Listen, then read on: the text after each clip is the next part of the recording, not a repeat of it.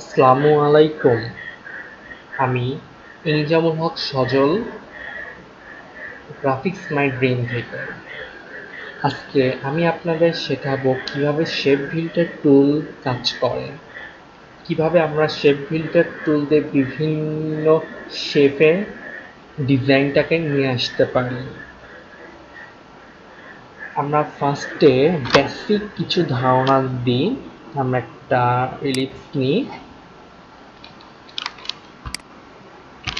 Sorry,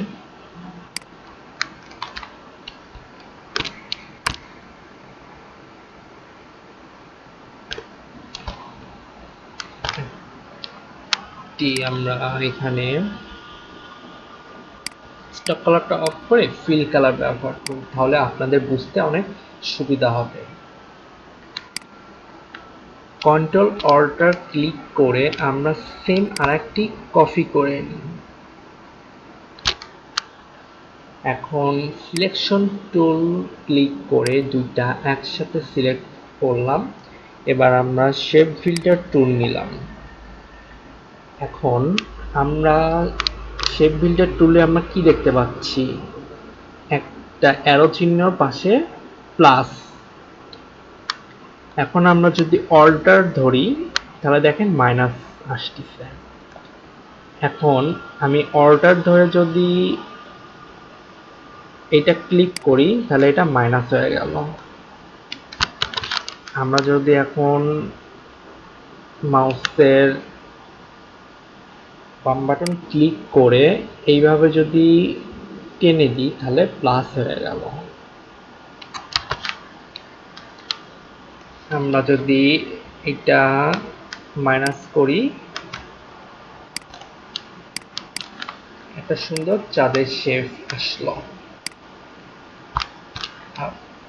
আমরা আবার একটি কাজ করতে পারি,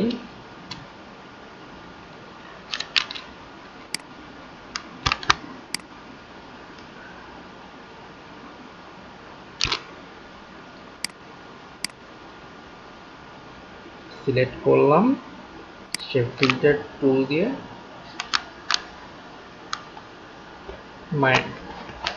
মাইনাস মাইনাস দারুণ একটা শেপ আসলো।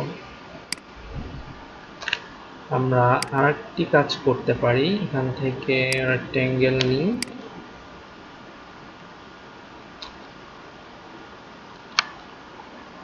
এখান থেকে আরেকটা রেক্টেঙ্গেল।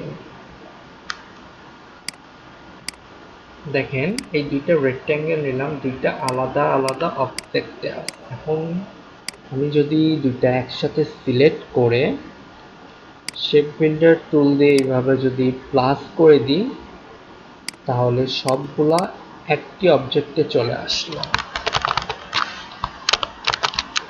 আবার যদি আমরা দুইটা একসাথে সিলেক্ট করি, আমরা যদি মনে করি মাঝের অংশটা কেটে দিব, শেপ ফিল্টার টুল দিয়ে আমরা মাঝের অংশটা কেটে দিতে পারি। আবার আমরা আরেকটু ভালো করে দেখানোর জন্য আমরা করতে পারি, এখানে একটা পেন টুল দিয়ে একটা লাইন টুল করি, একটু পাতটা বাড়াই দিই। এখন এলিপসটি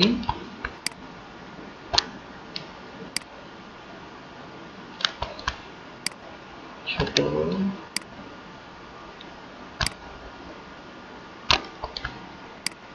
একটু বড়, আবার একটু বড়, আবার একটু বড়, এটা একটু ছোট দিই।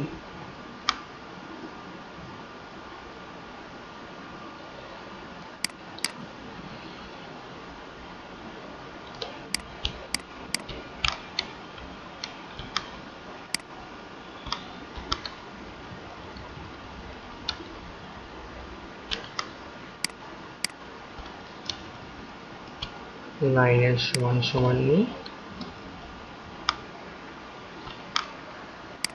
এখন সবগুলো একসাথে সিলেক্ট করে যদি আমরা প্লাস করে দিই, এই বাড়তি অংশটা দেখেন, বাড়তি অংশটা আমরা মাইনাস করে দিলাম।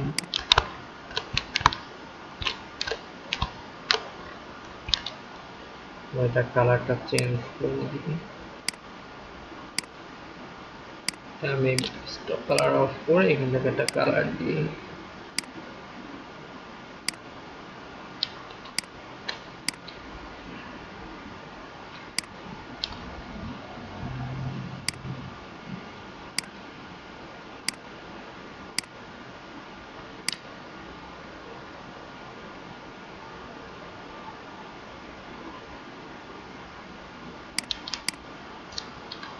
দেখেন সুন্দর একটা শেপ আসলো।